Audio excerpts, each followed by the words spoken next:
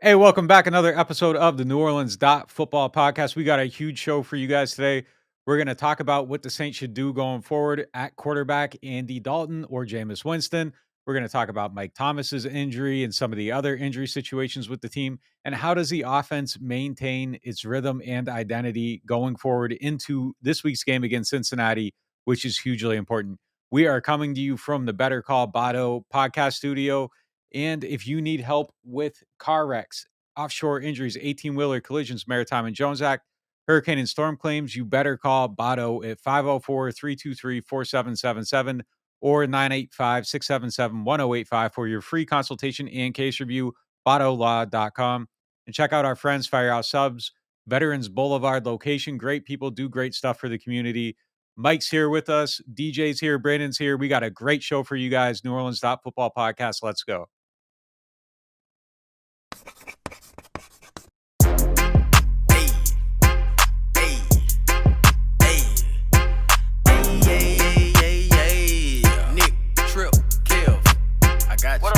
We in the dome right now, we in the zone right now. Put your hands in the air, cause it's on right now. Yeah, we back up in this thing and we coming for the crown. They tripping Kev on the mic, it's about to go down. We in the dome right now, we in the zone right now. Put your hands in the air, cause it's on right now. Yeah, we back up in this thing and we coming for the crown. They tripping Kev on the mic, it's about to go down. As you can tell, last year it was an off year, but we reloaded and now it is our boss year. A Debo back there, and yeah, we got the badger. Don't forget my son, and don't forget the pass rush. Jameis QB1 dropping down to MT. Handed off the Alvin with the quick feet. So when you see the Saints marching, yeah, we gon' trouble you at the Super Bowl party, eating on them double. We in the dome right now, we in the zone right now. Put your hands in the air, cause it's on right now. Yeah, we back up in this thing, and we coming for the crown. They tripping Kev on the mic, it's about to go down. We in the dome right now, we in the zone right now. Put your hands in the air, cause it's on right now. Yeah, we back up in this thing, and we coming for the crown. They tripping Kev on the mic, it's about to go down.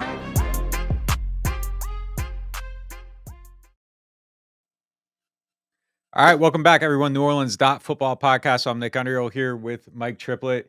Saints are getting ready to play what I think might be the most critical game of the season. So let's not even beat around the bush. How you feel about where the team's at right now, coming off last week's game, some of the injuries, playing Cincinnati, kind of a weird atmosphere, I think, coming up too, just because the LSU ties and Joe Burrow and Joe's probably the closest thing to God around here right now as far as football goes.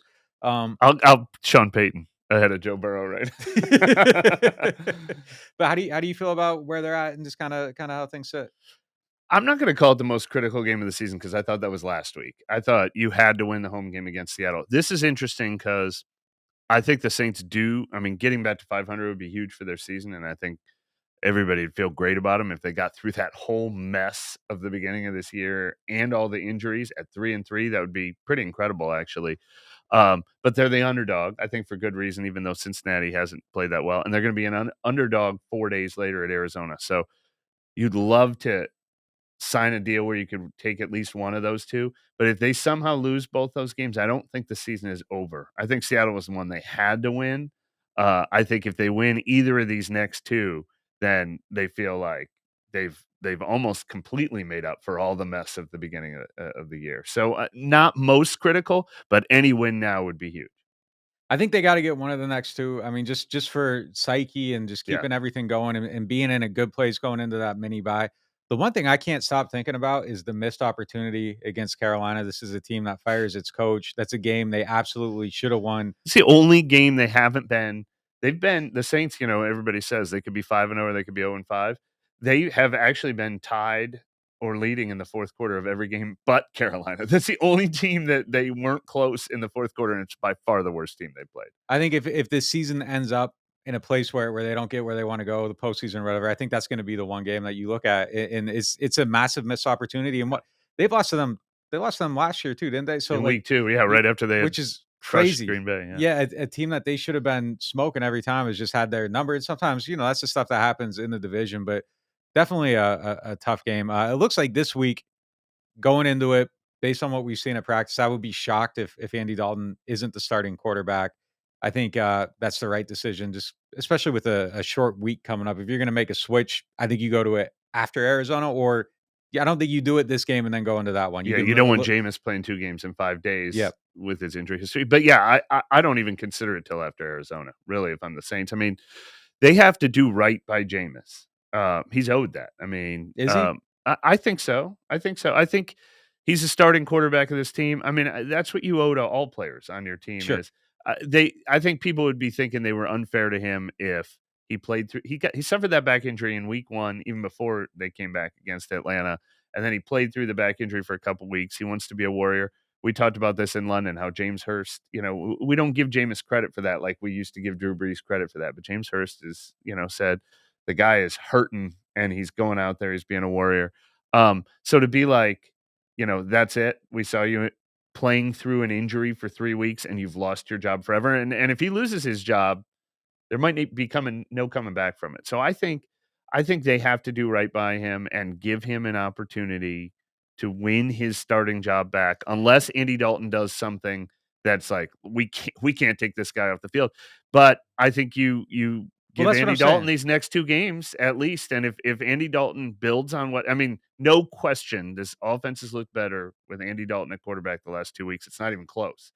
And if Andy Dalton does even better and leads them to a win over Cincinnati or Arizona or both, then it becomes really hard. But I so don't it see. puts them in a tough position. I disagree though. I don't think they owe him a chance to play in a game again. I mean, Yeah, if Dalton doesn't play well and that opportunity exists, it does. But if Andy Dalton plays well and you're winning games, you yeah. don't owe Jameis anything at all. It's the same. Like I don't think Bradley Roby was owed the opportunity to beat out Paulson Adebo last year when Adebo outplayed him and clearly gave him the best chance to win. I understand it's a different position. I understand where Jameis is at in his career. The thing is that I don't think Dalton is going to be able to close that door completely to Well, that thought. that's But if he part of the does equation. That's but part of if the he equation. Yeah, does, I don't think that there's anything at all that you owe any player, regardless right. of who they are. I don't think Jameis is, he's not Drew Brees. Drew Brees is a guy that maybe you owe a chance to. 2015 Denver, maybe you owe a chance for Peyton to get back on the field. This is a No, completely I agree with different that. situation. Journeyman quarterback. I think that it would be unfair to say we know everything we need to know about him. Now, I think that would be unfair. I think he's owed the opportunity to prove to them in practice what Yeah. he can do with a healthy, and he's owed an open mind to the possibility. But I don't think anybody's owed And playtime. I think that's what I meant. He's owed an open mind, and I started by saying they have to do right by Jameis. But yeah, no, you do what's best for the team. I guess what I'm saying is everything we've seen so far, Andy Dalton hasn't won the job full time yet, but he's really close. I think he's one more great performance away from doing it. And if I'm the coaching staff, I do want to see Andy Dalton in these next 2 games. And now you're talking about that, like you said, that extended bye after the Thursday game. Jameis should be really close to 100% healthy by then. I think I don't think you even consider making the decision before that. Yeah, that's a really good time to kind of sit down, do the biopsy, see where you're at, look at Jameis and say, hey, are there different things we can do to help him succeed? And if these things work, is this a better option? I think that that's just a real natural place to do it. Lance Moore had some interesting comments Yeah. on the Saints Twitter podcast. Adam West asked a good question, really, about like which quarterback he would have preferred to have playing. Well, he was a starter. He said Jameis, and I thought it was interesting, and it's kind of the same conversation we've had, and it made me kind of evaluate how we talk about it. But the upside with Jameis obviously is super sky high, and Lance said that he would rather have Jameis because of that upside. The thing that I think we got to evaluate this thing through, though, is the downsides. I don't think you look at it as the upsides. I don't think you look at the offense as like, can they soar? It's basically, how do they not cause issues for the rest of the team, and can the rest of the team carry them? I, I just think that we're at a place where that has to change a little Right. bit, because I don't think mid-season you're just ultimately going to have a completely different quarterback, a completely Right. different offense. I think they're kind of set in what they do. Jameis has been in the league for 8 years. There's probably ways for him to do things a little bit better. And the theoretical version of him, I agree, is Josh Allen. Basically, it's this guy that can just throw the ball down the field. He can run That's my people over. theoretical version of Taysom Hill. You can't Well, steal it's that both of them. But we used to from always, me and Kevin used to talk constantly about the theoretical version of Taysom. But like at a certain point, you just have to look Yeah. at guys what they're doing and what they can do. I think they can help Jameis be a little bit better. They can help him get some of that rhythm going. But ultimately, there's going to be times where he has to drop back and he has to make those decisions and those reads, and things are going to get interrupted and disrupted. And what is it then? And I think those are the times those are the situations you got to look at and Yeah. say who is going to be better at this. And I think that's how they got to look at it. Well, what's funny about Jameis Winston, you talk about the downside, which is fair. I think he mostly eliminated the downside last year. We didn't see a ton of the upside when he was only averaging 180 passing yards a game, but you loved the TD to interception ratio, which was 14-3. And then you thought, oh, and now he's going to get Michael Thomas, Chris Olave, and Jarvis Landry to throw to. So it should be even better. Um, and then those first 3 games, I think we saw way more downside in those first 3 games than we ever saw a hint of last year. And it wasn't just the interceptions. I don't blame him for a ton of the interceptions because they were in that, most of them they were in, the panicked fourth quarter catch-up mode. But what I blame him for is how much time he was spending in the pocket. How he stood back there way too long, took too many sacks, put the offensive line in a bad position, ignored the free easy throws, and then we see Andy Dalton come in, and they're all there. Like, and that's what we've always needed to see more from Jameis. So it is unfair. I mean, he's been told a million times in his career. He's talked about the importance of it. But if we do see Jameis get one more chance, and I think he only gets one more chance. Probably that's what he has to prove. Is he has to prove he can take the throws that Pete Carmichael scripts to, especially if he gets to play with Michael Thomas, to Alvin Kamara, to Jarvis Landry, and then mix in the fact that he can make plays down the field. If the run game looks like this, he should be awesome in the play action game. I mean, there should be some great opportunities downfield. So I think there is still an actual realistic upside with Jameis Winston, even though we've been talking about it for so long. But I think he's down to probably his 9th life. I think he gets one more chance to show it. Yeah, his EPA per play on play action plays is like far and away better than anybody else in the league, and that is something that they need to be able to do. But look, I think part of But that's that can't be every play. Every play can't be the home run. He also needs to mix in well, the he's also going to buy himself the opportunity to run play action by sustaining drives, getting the offense in the rhythm, getting first downs, being in manageable situations when you aren't in a rhythm and you aren't taking the easy yards and the running game can't be a part of the fourth quarter. Part of that is on the quarterback too. So he yeah, can buy without himself question. he can buy himself those opportunities. I there's always gonna be a part of me that wants to see him get more opportunity. I don't think that it was again, he's hurt. He's hurt. So it's Right. not a fair evaluation in with this offense, with these weapons, all that stuff that keeps coming back. And that upside is gonna be the thing that keeps making people say, can we figure this out? Can we make it work? It's like a left-handed pitcher that can throw 98 but doesn't have control. Like people are always gonna say, like, Yeah. how do we figure this out? And if one person figures it out, off you go and you got an incredible asset. Can he get there? And I mean, at some point, that conversation is just gonna have to he's gonna get one more chance and it's sink or swim. And at that point, Yeah. it's can you be this guy or not? I don't know. I mean, I think the jury's still out. I think even last year when he was playing well, like the rhythm based stuff wasn't there. And then other quarterbacks came in and there was more of a rhythm. So Jameis spent the whole offseason talking about that specifically. So Right. this isn't us making this criticism. He made this criticism of himself about how he needed to get in better rhythm, have better short field accuracy. He said he spent his offseason working on it. And When then he we didn't see it at all. Yeah. So if At he gets all. out there again, he needs to show that, and that can be a way he can protect himself too. I mean, like, in some of if the ankle's still an issue at all, the back's an issue, just get the ball out quicker. Like get in the rhythm, move the sticks, and life can be a little bit easier than it's been. Lance Moore made the point in that interview too, which we've made here, which is the running was completely eliminated from Jameis's game. He mixed that in really well last year. And when he had no mobility, he not only didn't run at all, which would have kept some drives alive, but he stood back there and got himself in a ton of trouble. They started blitzing him more than anyone. So my to tie this all up to me saying he did, they owe him another chance or they want to do right by him is it's not. There's no question. The 3 games we saw of Jameis, the 2 games we've seen of Dalton, it's Dalton in a landslide. The only thing is we didn't see healthy Jameis. So the question is, do they owe him a chance to prove he can do all those things we talked about when healthy or not? But I do agree with you. If Andy Dalton steps up his game and beats Cincinnati or Arizona, then you probably continue to ride the hot hand. Yeah. It's gonna be tough this week though. It looks like there's gonna be several Revenge players. game for Andy Dalton. It is, yeah. It looks like there's gonna be several players out of action. Doesn't look like Marshawn's gonna play. He has a kidney injury. Doesn't look like Mike's gonna play. Doesn't look like Jarvis Landry's gonna play. Peyton Turner's probably not gonna be in there. I don't know how much that impacts their game plan at this point, unfortunately. Um, so I think that puts a lot of pressure on the pass rush this week. I think it's gonna be imperative for them to create pressure against an offensive line that has allowed a lot of pressure. And that's one way that you can maybe protect the secondary. But I don't think in any other game this year, it's going to be more important than it is in this one, just given the circumstances. Well, it's really interesting. Yes, the pass rush has to be their biggest advantage, but probably with a four-man line too. The same thing we talked about going up against Tampa Bay. And I think the defensive line can be the Saints' strength in this game. That's an actual healthy unit on this team, which is hard to believe. And Cam Jordan and Marcus Davenport have played well recently. I heard a stat on CBS the other day, and I looked it up, and it kind of matches. They had the Bengals facing the most two high safeties of any team in the league this year, and they had the Bengals being blitzed the fewest of every team in the league this year.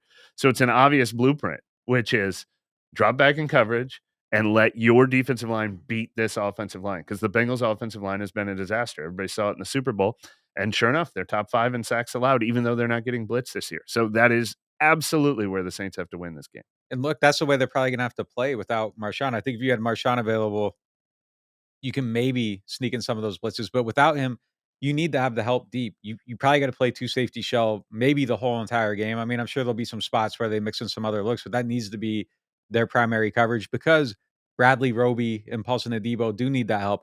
I think getting Marcus May back this week is going to be huge. I think a lot of what they had going wrong last week was due to just moving parts, it's safety, some blown coverages. I thought Tyrann Mathieu blew one too. So I mean, I don't think that's going to be something that's going to be consistent with him. I don't think, you know, I think some of the criticism of him that people have right now is fair, but I don't think like being out of position is something you're gonna see often from him. So I expect that to get sorted out. If it's not, they're gonna get smoked. Like this is a team that's gonna be able to take advantage of that stuff. I thought one of the most interesting things that Chris Richard said this week is that he wants Joe Burrow checking down. He said if he's Yeah. doing that, He had a they're probably in he had good a great position line to that, yeah. good position to win the game. It kind of made me think back though to Brady in New England. Like he was just checking down all the time and everybody criticized it, but they checked down better than anybody in the league. Burrow's not at that point yet.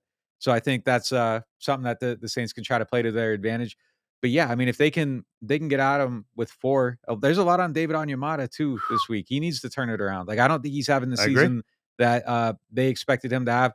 He had like 4 or 5 good plays against Seattle last week, but the difference is that they used to be high volume and there was like he was knocking on the door consistently. Now it's like, he gets near the quarterback 3 or 4 times a game. That's not really what you kind of expected from him when it looked like he was an ascending talent. And maybe, and this is like a big statement, but like he looked like he was putting himself right behind like the Aaron Donalds of the world at one point. And now he's just kind of like a solid to good player, which is I think a major change for that defensive line. No, I agree with you completely, and if he's not doing it, I think we'll see a lot of those big ends rotating in the NASCAR package. Contavious Street, Tano Passignon. We're not going to see Peyton Turner doing it this week, but that group as a whole that's where the Saints are going to have to win, no question. And I don't even want to go here, but I think we should go here because it is a talking point in Louisiana.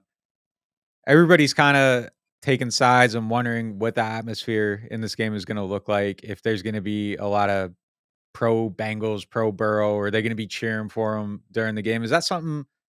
A, do you think it's a legitimate talking point? And B, if it is a legitimate talking point, is it something, if it does exist, that this team actually needs to worry about?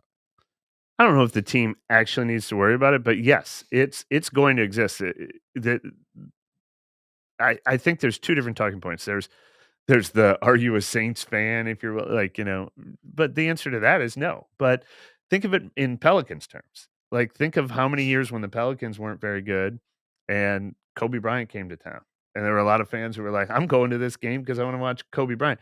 The problem is that there's 70,000 seats in the Superdome, and how many of them are diehard Saints fans that will cheer against the enemy no matter what? And how many are "You know what? I gave away my last 3 tickets, but I'm keeping these ones," or "I'm only buying tickets to one Saints game this year because I wanna go see Joe Burrow Yeah. and Jamar Chase." Those people will be in the dome. There will be people who are willing to root for the guys they love from LSU because there's some fans that are down on the Saints from the malaise of the last couple years and who love LSU, and they might enter the dome. So it's not that Saints fans will turn on the Saints, it's that there's gonna be a lot of Burrow and Chase fans coming to this game, the same as like when the Bills came last year and ended up filling the lower bowl, or when Steelers fans or Cowboys come to the game. So it's just that there's going to be people who are rooting for the other team ahead of the Saints are going to be in this building, and you want to drown them out by keeping the energy on the home team side.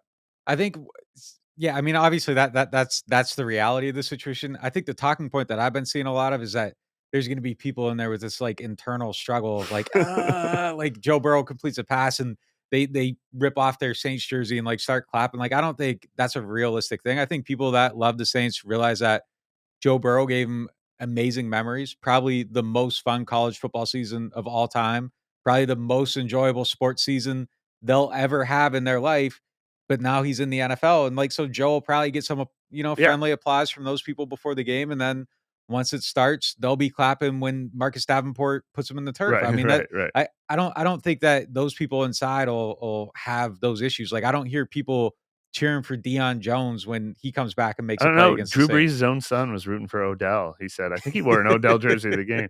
So I think the fans all want 52-49, like that famous Drew Brees versus Eli Manning and Odell game. All right. So the injury report was like a CBS receipt Ooh, this week, and that's good. Good I luck. mean the names just keep coming, and it seems like there's more and more people going on there. I looked it up. I got it in the rundown article. They are fifth in the league in games lost this year, 49, and I think it's like four behind the leader in the league. So it's definitely a legitimate thing. I think when you look at the quality of injury too, it probably skews things more towards the Saints. They're Yeah. without their starting quarterback, wide receiver one, top safety was out last week. I mean, there's a lot of high quality injuries on that list. Um, People are kinda starting to look at the strength and conditioning department and wondering, was that the right move? Was that smart? I think that's maybe, a little bit unfair to point to those guys at this point. Like, we aren't seeing hamstring pulls and stuff like that, so it feels Rib like injuries. Everybody's got a rib injury. rib injury, toe injuries, it's stuff that's, like, collision based and concussions, bruised kidney. I mean, there's not a lot you can do about that, but do you feel like there's maybe something with their process that's a little bit off right now? I mean, I know it's kind of a BS question because Right. we can't see the MRI results and everything, but, it is getting to be a lengthy list. It's a lengthy list. The only positive spin to put on the list is as opposed to last year, it's not a lot of guys with season-ending injuries and IR. And the reason that it looks like a CVS receipt is because these are all like 2, 3, 4 week injuries. So these guys aren't on IR. Last year, the Saints turned in a lot of injury reports with only 3 names on it, but Jameis Winston was out for the year and Michael Thomas Yeah, was that's out for fair. the year and everything. So that's one positive spin is there's actually a path to this team having like 21 of the 22 expected starters on the field by the end of that Arizona week, by the end of that extended bye. But yeah, I never know. I never know what to point to in that situation because first of all, everyone always thinks the team they root for has the worst injury list in the league, and they always think this is the worst year it's ever been. And the fact that it feels like it's been that way 11 times out of the last 14 years. Some of it is par for the course, but this is just a siege right now. I mean, it's and we're talking about QB1, wide receiver 1, wide receiver 2, wide receiver 3, corner 1. It's rough right now, and it's going to be hard to win that way. Yeah, it might be actually wide receiver 2, wide receiver 3 right now, kinda with, Well, how I'm guys putting are playing. Olave on it Yeah. because we don't Oh, even know sure. he's going to play I this week. It looks like he's gonna It probably does, we'll but know. Yeah, we're yeah, recording this before Friday's practice. He was trending the right way, so, like, if he didn't practice today, that would mean he had symptoms after yeah, yesterday's and he wouldn't play, but if he's out there today, he's playing Sunday almost assuredly. So that's at least yeah, so it's wide receiver 1, 2, and 3 are actually yeah. on there right now, those, yeah, but look, I can't blame strength and conditioning at this point. Like, these are real injuries. Like, you can't really do anything about a guy taking a hit to the ribs and then he fractures his rib cartilage. Like, there's no aerobics or anything you can really do to kind of prevent that, or Olave falls on his head. But it's also something that's a small sample too. Like, I think we need more time to actually evaluate this and see how many, hamstring things and quad things and stuff like that we see over time. The other thing with the injury report too is the guys that are listed as limited, it could also the length comparatively to other seasons, it could just be also a result of one guy actually puts every injury on the list and the other guy didn't. And sometimes that can be a factor. Like Belichick's injury report's always a mile long because he got yelled at once. So now he puts everybody that ever had anything on that list. So I mean, there's just different methods to doing that. Some people are more honest. Some people won't put the coin flips on there, and others will. So I think it's going to take a little bit of time. I'm not ready to fire anybody over that though. I think it's No, just I one don't of know those how you things. could, but Yeah, I am ready. I think this week more than any other week all season to allow uh, fans to not be myopic, yeah, and to use that as a yeah, legitimate. Why 2 years in a row yeah. are we stuck with this? Playing with one hand tied behind our I back. I think it's a fair talking point at Yeah, this point too. I think at this point, like, you start to look at it and it's okay. What's going on here? Is this fair or not? And okay, maybe it's a little bit reactionary right now to say this guy needs to go or something like that. But it's also within the scope of things that you are looking at it and monitoring it now and allowing yourself to kind of, all right, does this change my opinion? Does that? But it's definitely something that's in mind now. I mean, it's a significant amount of injuries. Mike Thomas still on there. Schefter reported last week he thought he was going to play this week. There's been optimism among people behind the scenes. Full disclosure, when this thing first happened, I was told a week or two. I never put a timeline on it yeah, because everything with Mike Thomas seems to go sideways or it's shrouded in secrecy and all that stuff. So I'm a little bit surprised that it's still lingering. So that's maybe been why there's been some optimism on this podcast every time he comes up where yeah. I don't think it's going to be too long. It's starting to become a thing though where people are frustrated with it, and I don't necessarily disagree with the frustration because this is multiple years in a row now where, "Oh, Mike's not gonna be out long, he's getting better. Oh, he didn't go on IR, so he's gonna be fine," and then, the last time we said that to everybody, it didn't happen, so I understand Right. a little bit of heat coming. I don't get the sense it's there, but it is probably a legitimate point of frustration. Are you concerned about how this is going at all with him? I mean, maybe. Even though when I've talked to sources who expressed optimism, they weren't like direct. They Yeah, were they were it was vague optimism, which made me think the same thing as not putting him on IR. Like I've never had a concrete feel for if this was a 1 week or a 4 week, but I've thought it was somewhere in that yeah, range. So obviously if we don't see him back by the time they're hosting the Raiders after that extended bye, then there's a real cause for what's going on here. But the one thing I will say is toe is not a reason to be like, it's only a toe. I've seen a lot of that from the fans. Like, look what this guy's fighting through. Look what this guy's fighting through, and it's only a toe. Deontay Hardy hurt a toe, and we heard he might miss the rest of the season. Toe injuries can be significant, and toe injuries really hurt a skill position player. I always remember Mark Ingram once said, "I wouldn't, I wouldn't wish this on my yeah. worst enemy." When people couldn't believe that he was missing 3 weeks with a toe injury too. So don't let the word toe throw you off. But yeah, the fact that you do maybe wonder, is Michael Thomas the kind of guy who has to feel 100% before he goes out there? I don't know if that's fair or not. But I do know that he's one of the most competitive people I've ever come across in my life. So I don't think he's sitting out in protest or anything. I'm sure he wants to be on the field. Yeah, I think again, and this is tough to say because the last time he had the ankle injury and he didn't go on IR, he was supposed to get better, and then he ended up having surgery and all this stuff. I do think though that with the toe injury, the fact that he wasn't placed on IR says something. That like I bet Deontay Hardy goes on IR today before this game. I bet there's a transaction there, and that'll tell us okay, it was grade 3, grade 4, whatever the scale is on those, and Mike's was most likely below that. So there was a belief below 4 weeks he'd be back on the field. Maybe that happens. Maybe it doesn't. The timing of the short week makes it a little bit difficult. So that one thing kind of still tells me. But look, Mike Thomas is a hard guy to find anything out about. Yeah. Like, this isn't a specific information here isn't for a lack of trying. His head coach didn't know what was going on with him the last time he was hurt. Went a whole summer not hearing anything. So they are just, and this is a little inside baseball, but like there are certain situations as reporters where it can just be impossible to report extremely specific stuff. So you kind of try to gather the information the best you can. We want to know as much as anybody. Okay, when's he coming back? Yeah. What day is he going to start practicing? Where is he at in his rehab? And if those answers aren't coming, I mean, it's hard. It's hard to piece it together. So I mean, everybody's kind of chipping away at this, trying to figure out exactly what's going on. The one thing I would say though is I do believe in this specific situation, there is some solace in that he wasn't placed on IR right away. But Yeah, I mean, until there isn't. yeah, Yeah, exactly like you said. But I agree. That was the initial projection, I think, from everything we talked to, was that something he could come back from within a matter of weeks. yeah. Bunch of running back. situations coming together, a bunch of transactions. So the one thing I don't get is every year in training camp, Dwayne Washington I looks know. really good. Dwayne Washington gets in the games. He carries the ball. He looks solid. Dwayne Washington talks to us and he speaks with the utmost confidence that I can do this. The job should be mine. Feel great about where I'm at. And then Jordan Howard comes in and Funk comes in and Tony Jones Jr. gets carries ahead of him and Latavius Murray comes in. Why do they not love Dwayne This is Washington? this was my hot take of the week. Yeah. Like, I'm just standing there at practice, just we're going through the scroll. I just feel bad for the guy. He spoke so highly of his dreams of playing a bigger role in this offense. Now, I've lost all credibility when it comes to Sure. my running back takes after last week. But yeah, I can't believe the guy, and he looked good against Tampa Bay.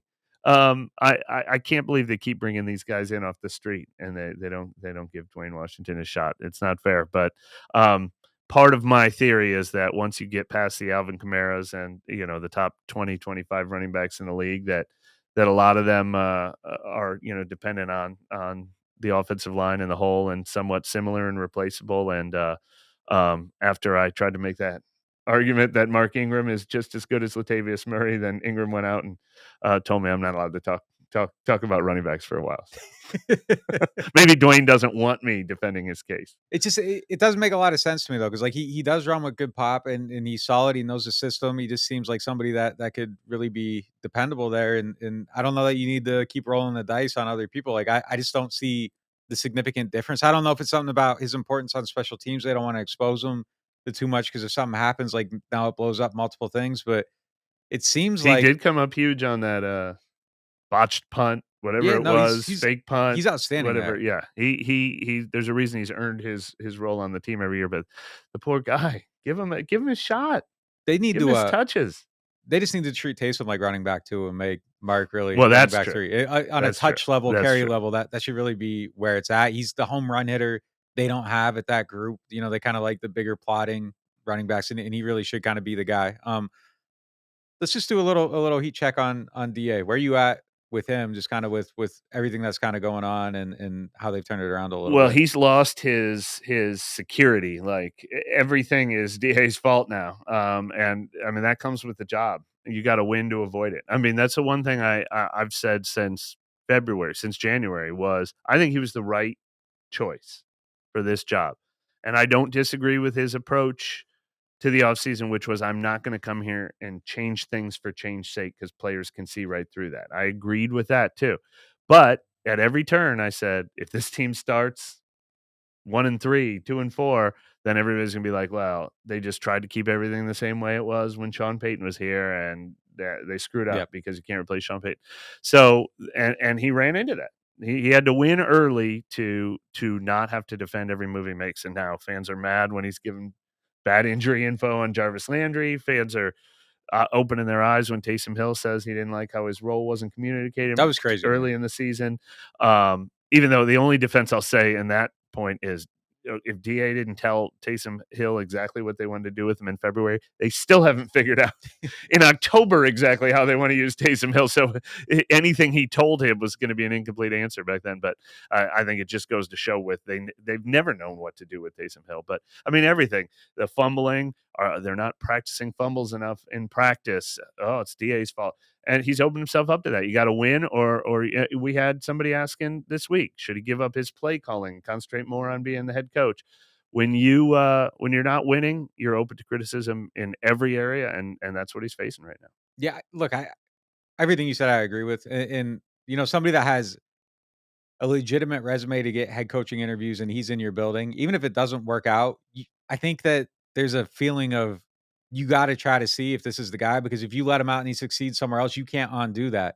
If you get it wrong, you can always correct that mistake. And yeah, you lose a season or two, and that's a tough situation to be in. But the thought process of hiring him and everything is extremely hard to disagree with. I still think they made the right decision, like you. And I still think he's gonna turn it around. I think that he's had some obvious missteps.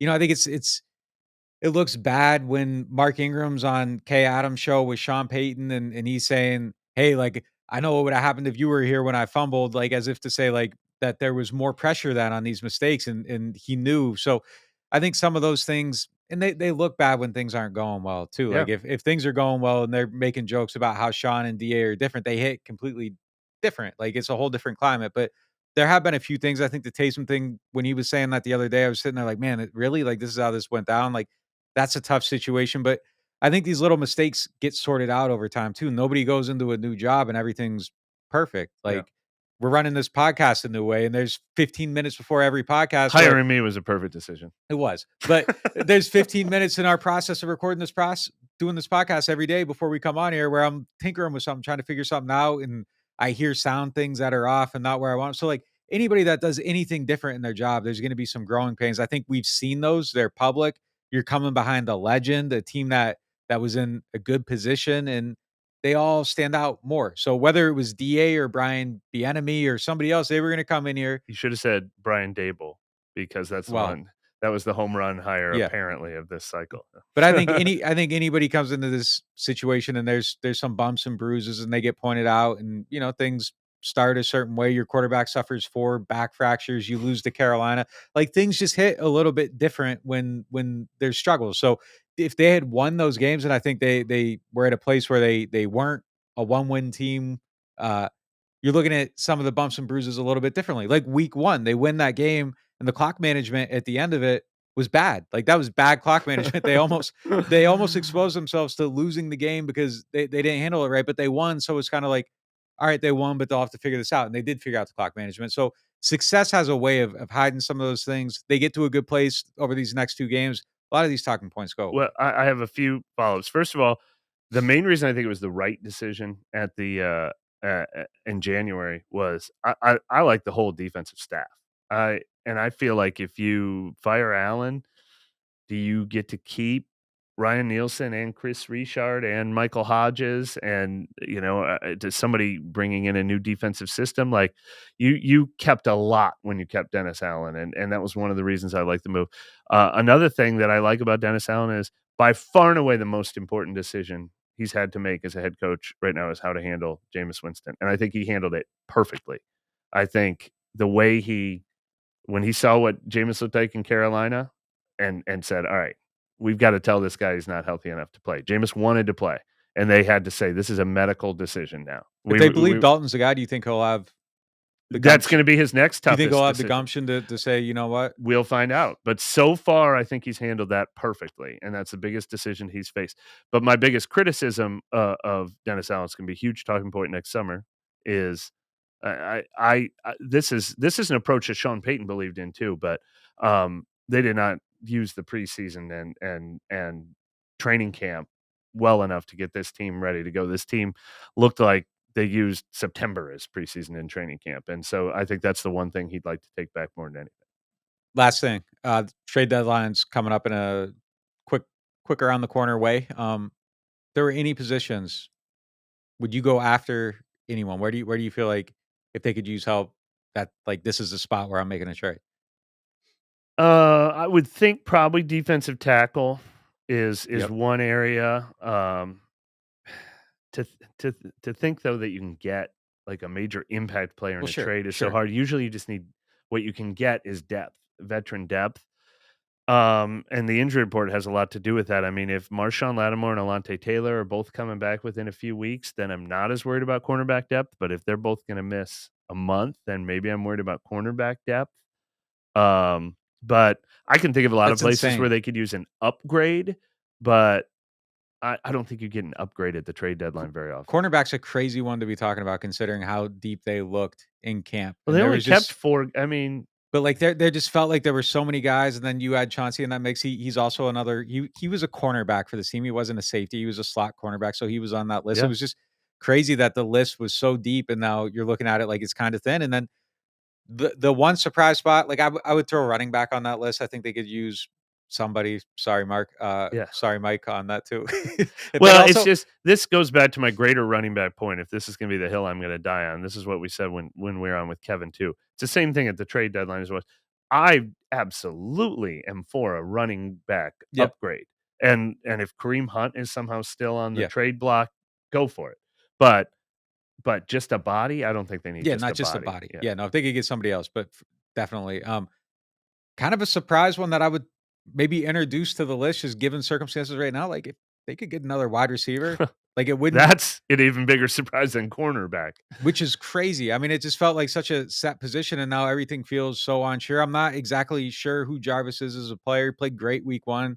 I don't know what his, ultimate contribution is gonna be to this team. Mike's got his situations going on.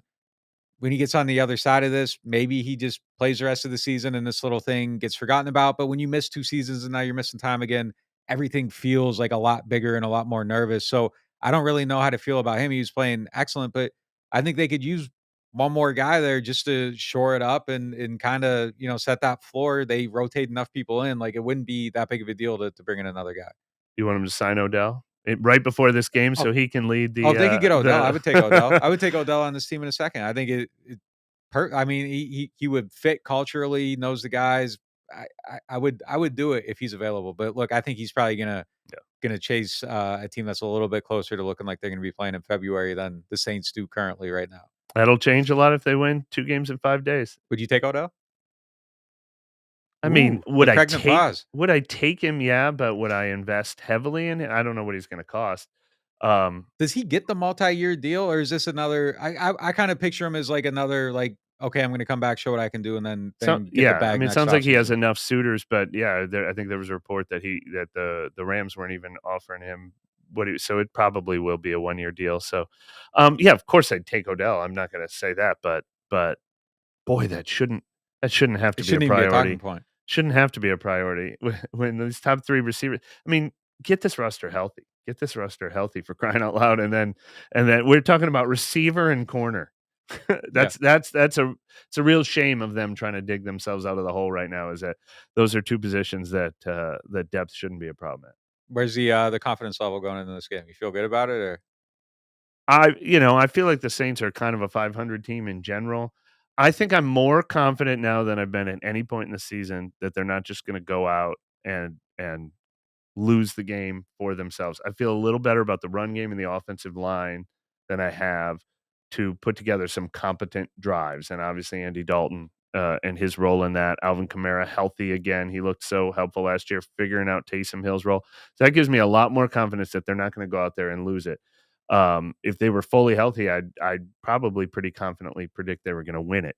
But not having Marshawn against Jamar Chase and potentially not having Michael Thomas or Jarvis Landry in, it's hard to go into any game and wanting to bet like money on this team winning a game.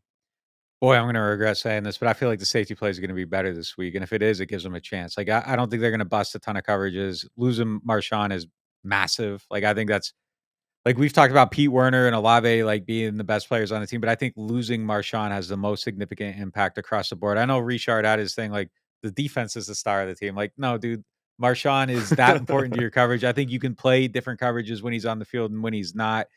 You drop him over there, and now, okay, this is how we handle Jamar Chase with Marshawn, and now let's figure out everybody else. Yeah. Now it's how do we figure out Jamar, and then, okay, now we gotta figure out everybody else. So, I think it just changes your whole process of game planning a lot, and I would be surprised if he plays next week too. So, I mean, I think they gotta figure out this problem, It's a short term. murderer's row Yeah. coming up at receiver. Not that there's ever a week off against top receivers, but they get DeAndre Hopkins back from suspension, and then they get Devontae Adams. So heal up, Marshawn. Yeah, they need him badly. I think they got a chance though. Yeah, I without I'm question, they I'm got a I'm with chance. you. Yeah. I don't picture them as this bumbling unit on offense anymore. Like, Alvin's not gonna fumble every week. Dalton will probably turn the ball over once because he's gonna do that every game, and can you get one back and overcome it? I think it's possible. So I like where they're at. I feel like they're building towards something. I don't know if they're building quick enough, but they're building towards something, and I feel a little bit better about their odds of, like you said, not being It wouldn't themselves. hurt. I mean, we said at the beginning of this podcast, their biggest advantage is their defensive line against the Bengals' offensive line, which has continued to struggle this year. It wouldn't hurt to see one of those games. Not that we need to put everything on the defense every week, but how about one of those games where they have 4 sacks and a sack fumble and Yeah. maybe even a defensive score? Like that could change everything. That's one thing they haven't had all season. And actually the reason they lost that Carolina game is because Carolina got them that against them. All right.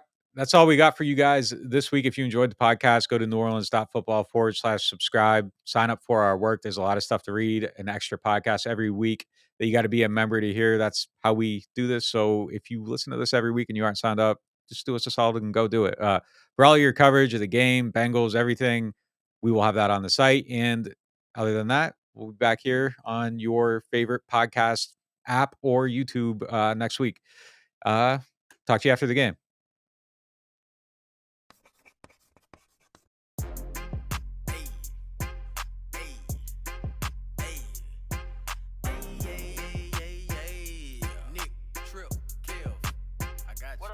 We in the dome right now, we in the zone right now. Put your hands in the air, cause it's on right now. Yeah, we back up in this thing and we coming for the crown. They tripping Kev on the mic. It's about to go down. We in the dome right now, we in the zone right now. Put your hands in the air, cause it's on right now.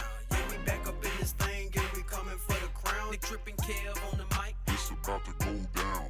As you can tell, last year it was an off year. But we reloaded and now it is our boss year. A Devo back there and yeah, we got the badger. Don't forget my son and don't forget the pass rush. James QB1 dropping down to MT. Handed off the